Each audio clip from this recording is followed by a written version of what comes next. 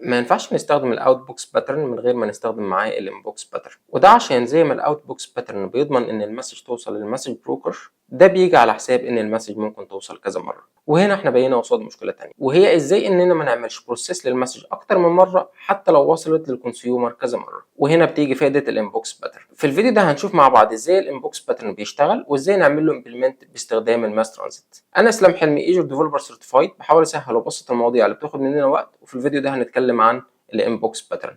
يلا نبدا.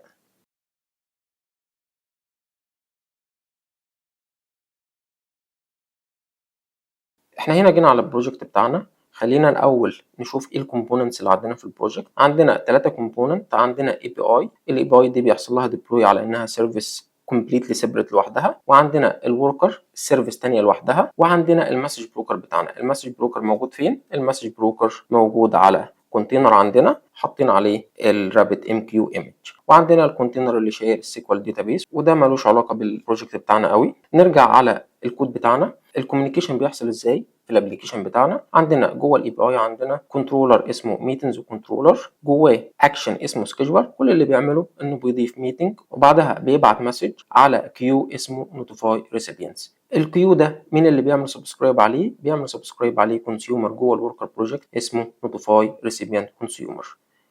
ده الكوميونيكيشن الموجود عندنا في الابلكيشن بتاعنا. طيب نيجي هنا، هي فين المشكله بالظبط في كل اللي حكيناه ده؟ احنا في الفيديو اللي فات شفنا مع بعض ازاي نستخدم الاوت بوكس باترن عشان نتاكد ان المسج توصل للكيو. بس زي ما الاوت بوكس باترن حل مشكله ان المسج ممكن ما توصلش للكيو، في مشكله تانية ظهرت ان المسج ممكن توصل اكتر من مره، وده معناه ان الكونسيومر ممكن يستلم المسج اكتر من مره ويعمل لها بروسيس اكتر من مره. تعال نروح على النوتس ونشوف المشكله دي هتبقى عامله ازاي ونتخيل بالظبط ايه اللي بيحصل.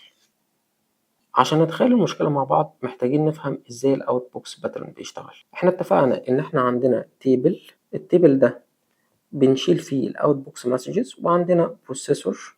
البروسيسور بيسحب المسجز من الاوت بوكس باترن ويعمل لهم ببلش على المسج بروكر. طيب البروسيسور بيشتغل ازاي؟ البروسيسور بيسحب مسج باي مسج. زي مثلا انه سحب اول مسج وكان الاي دي بتاعها مثلا 1 وعمل لها ببلش على المسج بروكر. بعدها المفروض يعمل ابديت للمسج اللي الاي دي بتاعها بواحد ويعلم الستيتس بتاعتها على انها سنت. لحد هنا يبان ان مفيش اي مشاكل، بس المشكله هنا بتحصل ما بين انه يعمل ببلش للمسج وما بين انه يعلم المسج في الدي بي على انها سنت. ازاي المشكله ممكن تحصل؟ ان بعد ما عمل ببلش للمسج حصل فيلير وهو بيعمل ابديت للمسج في الدي بي، ففي الحاله دي هو بالنسبه له المسج ما حصلهاش بروسيس وهيسحبها تاني ويعمل لها بروسيس تاني، وكده المسج راحت للمسج بروكر مرتين. طيب كده شفنا المشكله. هتقول لي المسج راحت للمسج بروكر مرتين، ايه المشكله؟ المشكله ان المسج بروكر هيبعت المسج مرتين للكونسيومر اللي بيلسن على الكيو ده. تعال نشوف. فاحنا عندنا كونسيومر، الكونسيومر بيلسن على المسج بروكر، المسج بروكر هيبعت له المسج مرتين، وده معناه ان المسج هيحصل لها بروسيس مرتين. طيب ازاي نخلي الكونسيومر يعمل بروسيس للمسج مره واحده؟ هنا بتيجي فائده الانبوكس باترن. الانبوكس باترن بيشتغل ازاي؟ الانبوكس باترن بيقول ان اول ما مسج ما تيجي على الكونسيومر احنا محتاجين نشيل المسج دي في تيبل عندنا في الدي بي، والتيبل ده اسمه انبوكس. التيبل ده بنشيل فيه الاي دي بتاع المسج اللي جايه مع الستيتس بتاع المسج، ونبدا نعمل بروسيس للمسج، وبعدها نروح نابديت الانبوكس بالستيتس ان هو خلاص بقى بروسيست. طيب ايه فايدة التيبل ده؟ ازاي التيبل هيحل المشكلة دي؟ التيبل ده فايدته ان لو في مسج تانية جت في نفس الوقت او بعد المسج الاولى بوقت معين هنروح نشيك على الانبوكس تيبل ونشوف هل موجودة المسج دي فيه ولا لا. لو موجودة مش هنعمل بروسيس. فالانبوكس تيبل باختصار هو التيبل اللي بنشيل فيه البروسيسد مسجز، وده بينفعنا ان لو في مسج جات وهي اوريدي كانت بروسيسد قبل كده، الانبوكس تيبل هيقول لك لا دي موجوده قبل كده وحصل لها بروسيس. وكده نكون شفنا فايده الانبوكس باترن. تعال نشوف الكلام ده في الكود هيبقى عامل ازاي.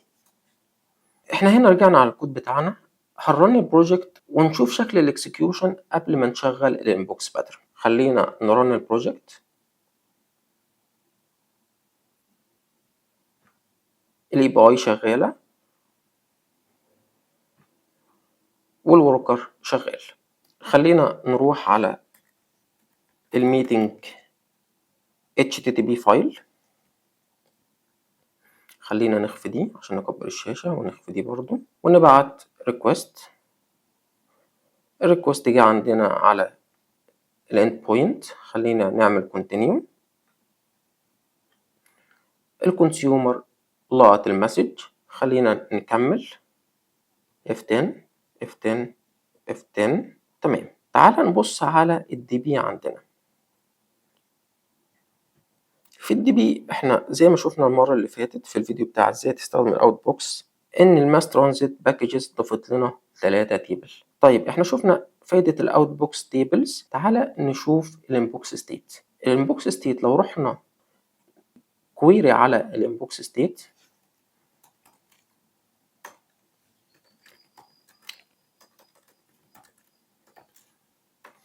وقلنا run، هتلاقي التيبل ده فاضي ومفيهوش اي حاجه. في الحقيقه التيبل ده هو التيبل اللي الماس ترانزيت بيستخدمه كانبوكس تيبل عنده، وبيشيل فيه البروسيسد مسجز. هنا التيبل فاضي لان احنا ما استخدمناش الانبوكس باترن لحد دلوقتي، وده معناه ان لو البروسيسور بتاع الاوت بوكس مسج حصل فيلير وما قدرش يابديت الداتابيس لاي ريزن، ان نفس المسج ممكن تروح للمسج بروكر تاني، وبالتالي الكونسيومر يعمل لها بروسيس مرة تانية. طيب ازاي نشغل الانبوكس باترن عشان يشيل المشكلة دي؟ محتاجين نعمل خطوتين. تعالى نروح على البروجرام فايل ونقفل كل الحاجات دي.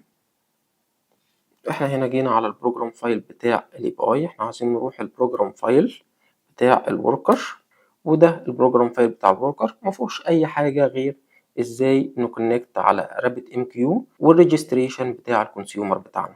ايه اللي محتاجين نضيفه عشان نشغل الانبوكس باترن؟ نفس اللي ضفناه في الفيديو بتاع ازاي تشغل الاوت بوكس. تعال نروح للبروجرام بتاع الاي بي اي وناخد الجزء بتاع اد انتيتي فريم ورك اوت بوكس، هناخده زي ما هو بالظبط ونعدل عليه هناك.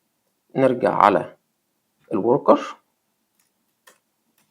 كنترول في، وهنا ايه اللي محتاجين نعدله؟ محتاجين نشيل لاين واحد بس بتاع يوز باس اوت بوكس. احنا هنا مش محتاجين نستخدم الباس اوت بوكس، احنا محتاجين نستخدم الانبوكس، والانبوكس عشان نقدر نستخدمه بنشيل اللاين ده، فالماس ترانزيت بتفهم ان احنا عايزين نستخدم الانبوكس باترن. طيب احنا حطينا الكونفيجريشن اللي تفهم الماس ترانزيت ان عندك التيبل بتاع الانبوكس ستيت موجود، وانك تقدر تستخدمه لو انا حبيت اطبق الانبوكس باترن على اي اند بوينت. فيجي السؤال التاني، ازاي نطبق الانبوكس باترن على اي اند بوينت عندنا او اي كونسيومر عندنا؟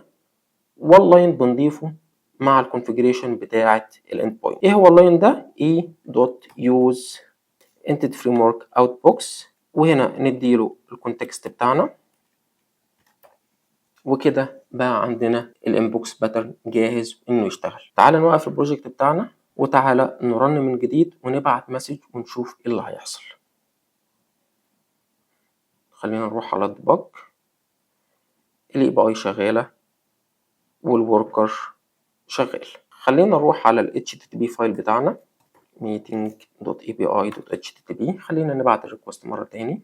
الريكوست اروح على الاند بوينت بتاعتنا، خلينا نعمل كونتينيو. اروح على الكونسيومر بعد كده، ده طبيعي، خلينا نعمل كونتينيو. وتعالى هنا نروح نرجع نعمل الكويري اللي عملناها على الانبوكس ستيت مرة تانية. لو عملنا ران هتلاقي ان انا هنا بقى عندي ريكورد موجود جوه الانبوكس ستيت شايل معلومه المسج اي دي بالديتيلز بتاعه الكونسيومر وباقي الديتيلز التانية اللي محتاجها الماس ترانزيت. وده معناه ان لو نفس المسج جت مره تانية مش هيحصل لها بروسيسنج. وهنا نكون شفنا ازاي الانبوكس باترن بيشتغل من خلال الماس ترانزيت. في نقطه بس عايز اضيفها، الباكجز اللي احنا استخدمناها في الوركر ما اتكلمناش عنهم، فخلينا نروح على الباكجز دول. لو رحت على worker packages هتلاقي ان احنا عندنا نفس الباكجز اللي كانوا عندنا قبل كده في الاي بي اي بروجكت. وبكده نكون خلصنا كلامنا على الانبوكس باترن. بس هو نقطة بس عايز انوه عليها، لو حابب تشوف الفيديو ده وتفهمه كويس المفروض ترجع على الفيديو بتاع ازاي تستخدم الاوت بوكس باترن، ومن قبلها الفيديو بتاع ازاي تستخدم الماس ترانزيت. وهنا نكون وصلنا لنهاية الفيديو، وسلام.